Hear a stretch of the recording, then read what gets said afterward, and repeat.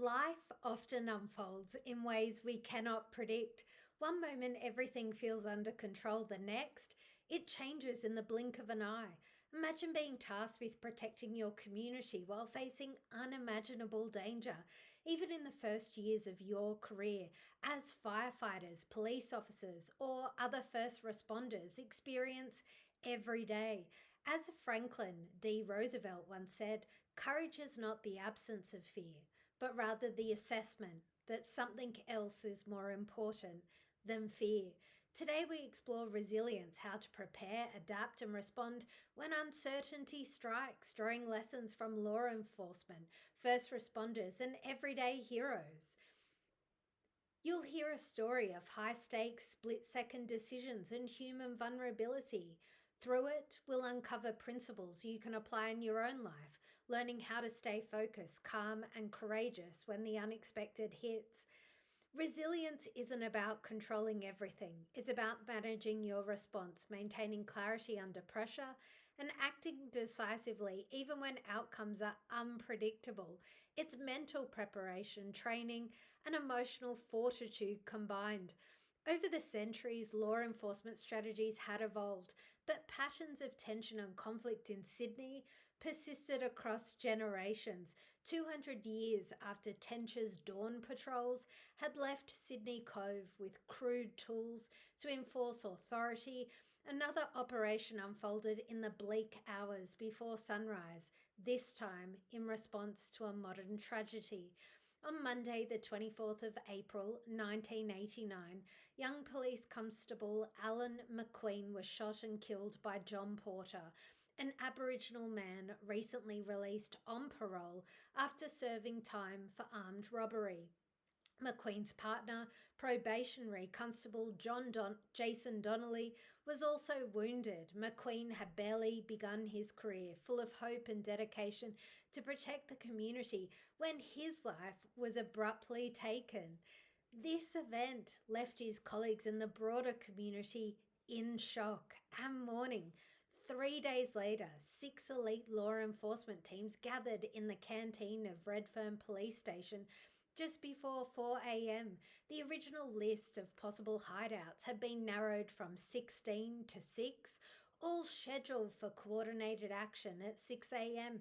Each team leader received operational orders, maps, photographs, and floor plans of the properties they were to enter.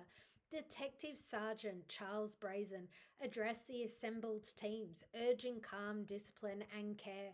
While each target was considered equally important, he stressed that professionalism and restraint were essential. Team 1, permanently assigned to these high-risk units, understood the weight of their mission. They were highly trained, experienced, and aware that every decision could have profound consequences.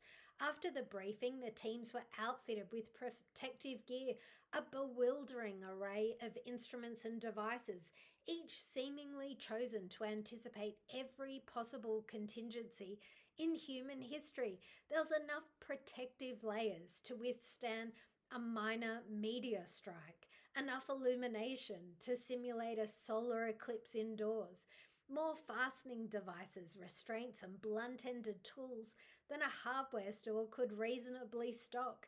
Every item seemed to say in its own way, "We're ready for anything," and quietly whispering, perhaps even too ready. There was even an ambulance 200 meters down the road on standby. Minutes before the operation, Team 1 moved into position near the target location. The van rolled to a stop outside the old converted shop at 193 Sydenham Road. Dawn had barely broken. 8 officers spilled onto the pavement, each carrying an assortment of instruments meant for precision and control. Whitaker took position at the door, sledgehammer poised. The others formed a tight perimeter, alert and ready, guns cocked, torches blazing, breath visible in the chilly morning air. As Brazen's signal, Whitaker swung the sledgehammer. The door burst inward, the team following through in a practice surge, shouting, "Police, police." Darkness fractured into crisscrossing beams of light. Watson led the charge, immediately encountering MacDonald sprawled across 3 armchairs in the front room. Commands cut through the air as Rhodes darted past him down a corridor and spun into a bedroom. There lay Valentine in bed. A small boy, Bradley Eates, standing frozen in gloom. Terry Dawson moved past Rhodes, eyes scanning, bodies braced for anything. Behind them, Brazel made his way into the kitchen, every step measured, every movement coordinated. At the rear, Dawson kicked open David Grundy's bedroom door. Grundy, startled and disoriented, surged towards him, yelling. He grabbed the long, heavy instrument in Dawson's hands, its weight, its authority, both unfamiliar and terrifying. Dawson shouted, "Please don't." The tension erupted. In a single devastating instant, Gundy was struck, his body recoiling, one arm hanging uselessly, the other still lifted in defiance. Bateman moved in behind Dawson, aiding in subduing the wounded man. Whitaker swept the room, checking for others. Overhead lights flickered on. First aid was administered. The call for an ambulance was made. From leaving the street corner to this moment of catastrophic consequence, all of it had unfolded in just 110 seconds. Inside the building, the chaos of the operation collided with human vulnerability. Trained hands, meticulous preparation, and overwhelming force had intersected with the unpredictable, leaving a single room scarred by tragedy. Outside, the community held its breath. Other teams were executing raids at other locations. Each operation a tense ballet of movement and command, each moment a reminder of how quickly human lives could be altered in the pursuit of safety and justice. In the weeks and months that followed, additional operations were carried out to maintain public safety, yet the human costs remained. The loss of McQueen, the death of Gundy, underscored the complexity and peril inherent in such operations, highlighting the delicate balance between justice, duty, and the value of human life. This story becomes the central example of how preparation, teamwork, and discipline met the unpredictable realities of life. Pause to reflect on the lessons like rapid adaptation, situational awareness, and mental focus. Parallel examples: 9/11 first responders, firefighters, and police entering the Twin Towers to save lives despite extreme danger. Hurricane Katrina, officers navigating floodwaters to protect communities. Boston Marathon, responders making split-second decisions, coordinating across teams. Australian bushfires, firefighters facing unpredictable conditions to save lives and property. These examples show that resilience isn't luck, it's preparation, courage, teamwork, and the ability to remain calm when situations deviate from the plan. Here are some practical action steps. 1. Prepare for uncertainty. Build skills and tools for unexpected situations, mentally, physically, and emotionally. 2. Focus on controllables. Identify what you can influence and act decisively. 3. Build support networks. Surround yourself with people who you can rely on in a crisis. 4. Reflect and learn. After each challenge, evaluate what worked and what didn't.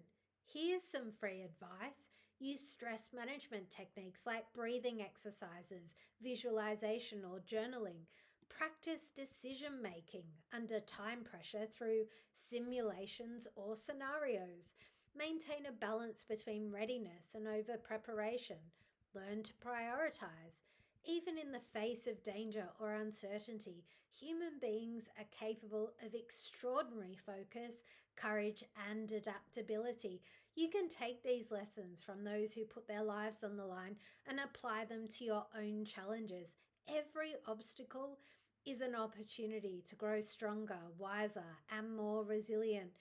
We've seen how automatic reactions occur in extreme circumstances. Preparation, focus, and adaptability are your most reliable allies. Identify one area of your life where uncertainty is high. Take small, deliberate action today to strengthen your readiness, your mindset, or your support network. Remember, resilience is not about avoiding hardship, it's about learning to stand tall, act wisely, and rise stronger every time life tests you. You've got this.